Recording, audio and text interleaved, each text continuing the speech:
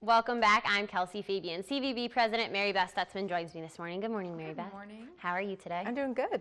Pretty Surprisingly, it's cold and it's Yeah. early, but I'm doing great. Well, good. So now summer has ended, so does that mean tourism has ended? I know you wanted to talk a little bit about fall tourism. Well, so many people have such a hard time saying goodbye to summer. It's sad, and we almost go into a state of mourning for a couple of weeks when those first couple of cold days hit. But we really do see quite a bit of fall tourism, which you maybe wouldn't think of because the town definitely isn't as busy as it is in the summertime, but there's a lot of reasons for that. Kids go back to school is the main one, so we don't see as many families out, but we still do get a lot of people coming up on the weekends. It kind of shifts from those week-long stays in the summer to a lot of weekend activity throughout the fall. People coming up to check out all kinds of things. And, you know, it's easy to forget, for those of us that live here, some of us hibernate in the winter, some go to Florida, but we really are a four-season community. And that's, that's a wonderful thing. We have a lot in the area to offer people who are looking for something to do, who aren't afraid of those cold days. And what are those things? Well, there's so many things there. We live in this, this beautiful natural environment. So we see a lot of people who come up to check out the fall color, like we talked about last week. And we see a lot of people come up to bike and hike our trails, and a lot of people to explore sinkholes. Oh. I know I mentioned it before. I had no idea how popular sinkhole exploration was. I thought I was the only geek that liked that kind of thing. Where are the sinkholes at? They're all over. We'll have to do a piece on it someday. Yeah. They're all over the countryside. We sit on top of a giant karst formation, which is a lot of limestone and shale, and there are a lot of sinkhole formations in that karst topography. So we'll check into it. But other things going on, I tried to think of some of the things that people are familiar with, such as fall color, but we also have so many events going on in the fall that, we local people go to, but they also bring in people from the outside.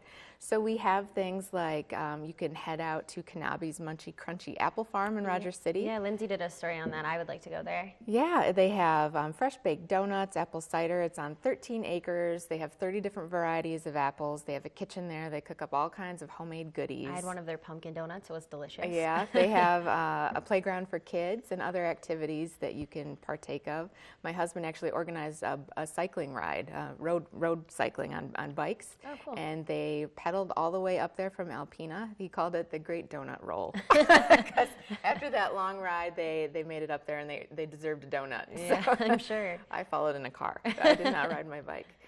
There are a lot of other things going on. There's a corn maze in Hillman that they've been doing for quite a few years now, and you can, it's cut through a field of corn on M32 near their high school, and it supports athletic and academic programs for the school system there. Cool. That's a lot of fun. Yeah. The Great Lakes Lighthouse Festival is coming up this weekend. So is the Apple Pumpkin Fun Day at the Antique Tractor and Steam Engine Showgrounds. And what does Apple Pumpkin Fun Day have? They have pumpkin decorating, all kinds of kids' activities, hay rides, and in the evening for the adults, they have a barn dance. Oh, that's So cool. just some good old-fashioned kinds of fun. Yeah, good fall fun. Yeah, and at the airport, we have the Lighted Runway Fun Run, which will take place at 6 p.m., sort of in the dusk period. They'll turn on the lights on the runway, and it's just kind of a unique experience. You can run and walk, and that is to support CRTC military families and people. So that's a good cause. And then probably the one that we are most known for around Halloween time, Alpena. Did you know Alpena is home to one of the world's longest haunted walkthroughs? Had no idea. Had no idea. Yeah. I know. It is located in the basement of the Armory building in downtown Alpena, and this is put on by Dark Minds Productions. And let me tell you, if you like scary stuff, this is the place to go. If Then you I don't, will not be there. go anyway, but take a friend.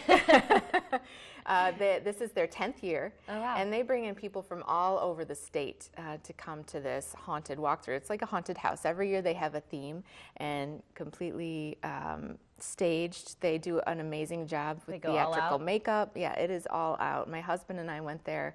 I can't remember the last time we were there. It was before I had kids. I didn't feel safe going there when I was pregnant, but I might trip on something.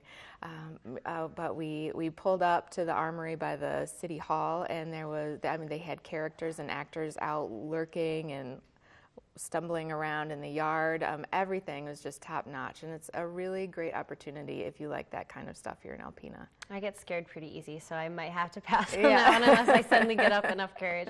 All right, well, thank you, Mary Beth.